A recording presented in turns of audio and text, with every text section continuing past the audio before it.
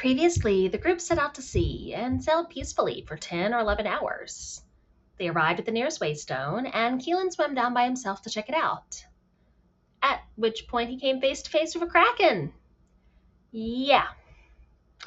Keelan tried to convince the kraken to let him go by bringing up the abyssal convocation, which turned out to be the exact opposite of the right move, as it immediately sped upwards to the surface to attack the ship because it wanted what the abyssal convocation had given Thalrizian. Things went about as well as you would expect from a kraken suddenly and unexpectedly attacking a ship. Theron rushed through the magic door to try to get Vitalia to come help, although that didn't happen, as said magic door stopped working before she could get there. Tornak was swallowed. Keelan managed to get the ship in its bottle just long enough to get them up in the air, which turned out to be not as helpful as hoped when that allowed the kraken to attack the ship with a fucking lightning storm. Tornak managed to get himself spat back up, just in time for Thalrizian to try bargaining with the kraken, which then swallowed Tornak again as leverage. Keelan then discovered the D&D version of the Konami code when he took advantage of the kraken opening its mouth to swallow Tornak and dove into it. He poured the potion of restorative death down its throat, instantly killing it, and breaking the DM for a good 60 seconds. In the aftermath of the fight, Sean reminded the group that there had been a job on the Wyvern Claws job board involving the kraken.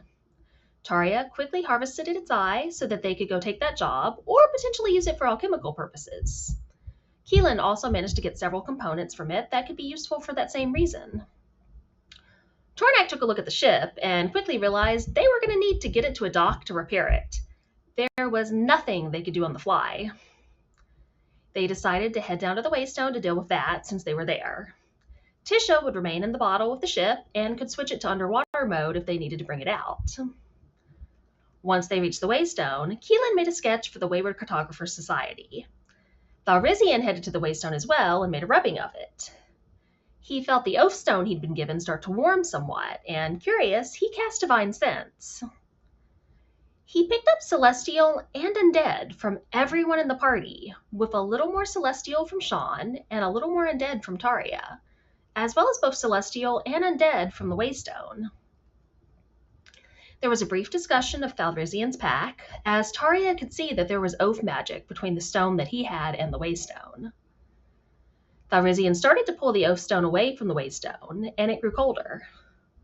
Sean told him that the runes on the Waystone had something to do with transportation, but she didn't know the specifics of exactly what they meant other than that.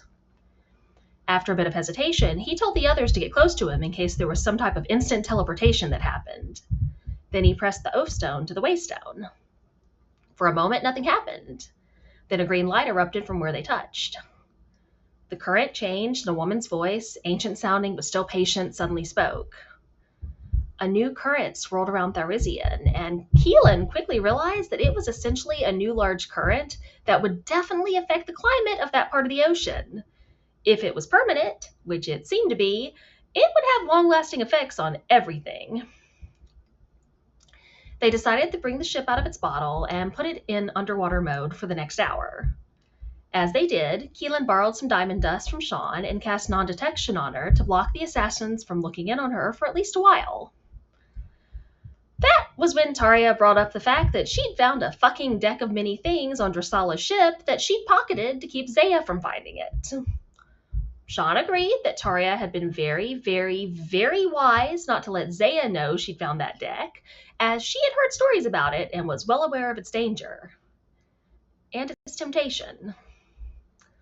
They decided to put a pin on that conversation and keep the deck as more of a last resort than a first one. As the hour of underwater sailing came to a close, Keelan put the ship back in its bottle with the rest of the group inside it. Then he and Saba swam the rest of the way to Port Freehaven since, the ship literally was so broken it couldn't float. Vitalia wasn't thrilled to see the shape of the ship that had literally left less than 24 hours earlier, although she'd been expecting something bad when the magic door disappeared. She told him it was going to be another week's worth of repairs just to get it back in seaworthy shape. And that is where we left off.